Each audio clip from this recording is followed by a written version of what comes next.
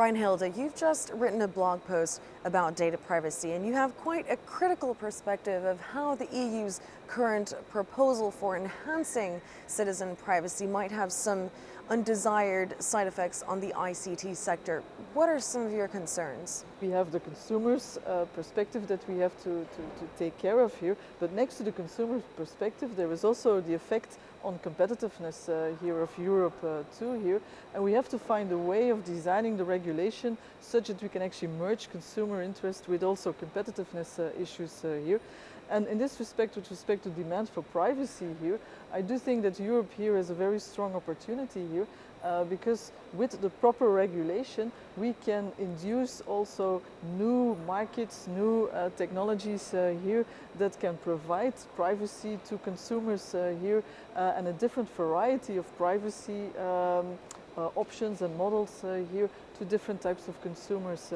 So in a way what you're saying is that as the EU's data protection regulation currently stands, there's potential for Europe to be losing out on creating and growing its own privacy industry, so to speak.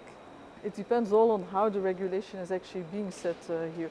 So if it allows for different types of technologies that could all address this here, then at least we are not excluding any possible privacy enhancing technology here.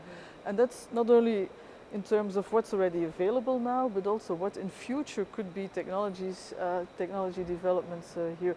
So the only point we want to make here is that the design of the regulation should allow for a multitude of possible technology options here that could be provided in terms of privacy services for customers here.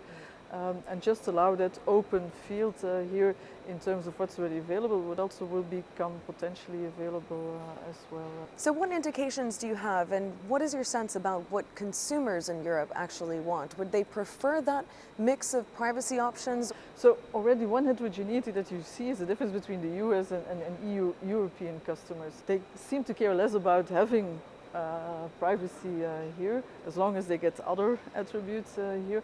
But I do think that that you also have in Europe customers that are more like the US customers type here, and also would not mind having to give up some of their privacy rights here if they would get some other services or better priced services here. And vice versa, I also do think that in the US there are customers that do care about privacy too, but for the moment they're not necessarily offered those options here. But if the option would be available at interesting conditions here, they might also go for that section for those other options too here.